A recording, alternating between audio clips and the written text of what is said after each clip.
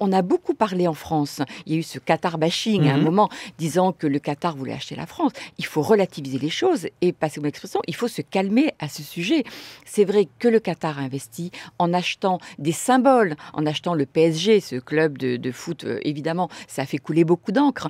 Il a acheté des grands hôtels et donc en termes de communication, on en a beaucoup parlé. Les magasins du printemps. Les magasins, exactement.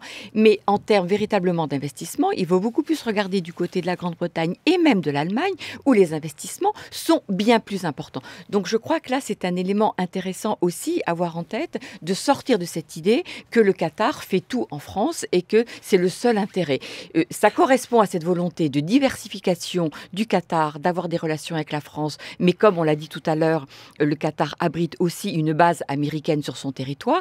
Et j'allais dire, par ce biais-là, c'est le Qatar achète des assurances-vie. Ce qu'il faut comprendre, c'est que foncièrement, le Qatar est un État extrêmement fragile pour toutes les raisons qu'on a évoquées. Et pour se préserver de cette fragilité, le Qatar s'achète des assurances-vie en ayant des relations et des accords de défense avec de nombreux pays, dont la France, ce qui fait que le jour où le Qatar est en difficulté, il peut compter, s'il a un problème avec un des alliés, il peut compter sur ses autres alliés. Et donc, c'est sa stratégie mise en place maintenant depuis des années et des années.